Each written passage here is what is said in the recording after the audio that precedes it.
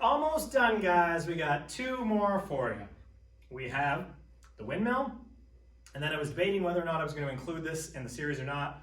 We're going to teach you the basic 6-step Turkish getup, okay? Not the Russian getup. It's actually called the Turkish getup. Why? I have no freaking clue, but it's a great exercise. So let's start with the windmill. Windmill is very much like the overhead squat, only there's no squat. So I'm going to snatch the kettlebell overhead for you. I'm going to take a few steps forward. I'm going to do it like this so you can see the more advanced version. One arm is down, one arm is up. Both palms are facing out.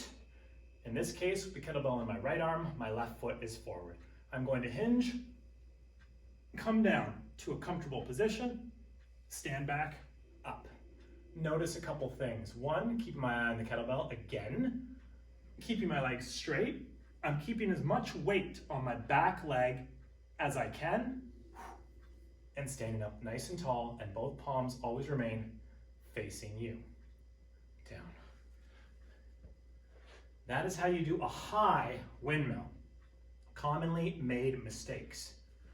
What people will always do is bend the knees and straighten them up. They'll do like a lunge, come down. I mean, I'm not saying that's wrong. That's kind of another exercise. What I want you to do is focus on keeping your legs straight and keeping as much weight on that back leg as you possibly can.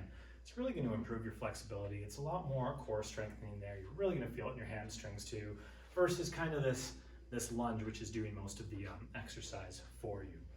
So that is my biggest tips for the high windmill. Let's start with regressions, okay? Because we do this a lot, regressions, and we'll definitely progress to harder versions after. You can start yourself or your client just like this, right? See my arms? They're straight, they're aligned. That's why it's a windmill. Okay, other side.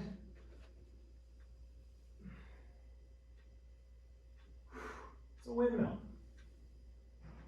Keep as much weight on that back leg as you can. Good.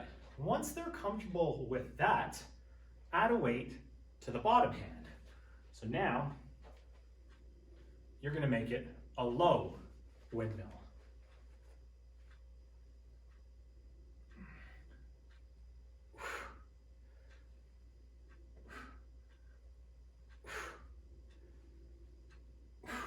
You know what? It's not the end of the world if they have a little bit of bend in the knee, especially if they're not flexible enough and they're just not at that point where they can keep their legs straight.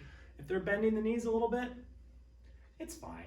It's not wrong, just a different way to do the exercise. So don't worry if people are doing it like that, or if you're starting off like that, it's not wrong. So from there, the low windmill, you guys have already seen the high windmill, but I'll show you one more time.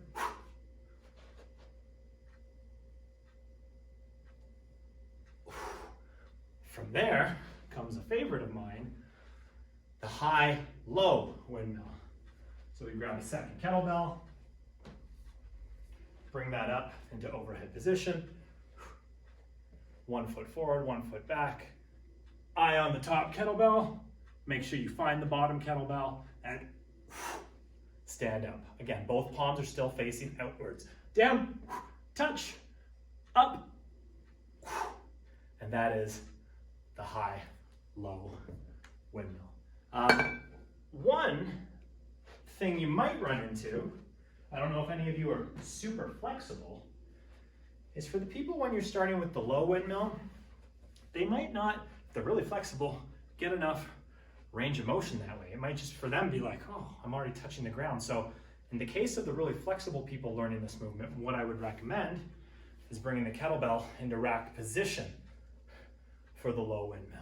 This way, really flexible people can still get nice and low. So that's just a little trick if somebody is, really flexible.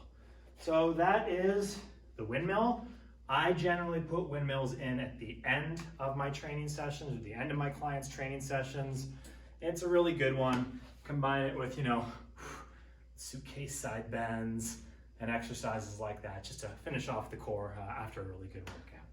So let's move on to the Turkish get up next.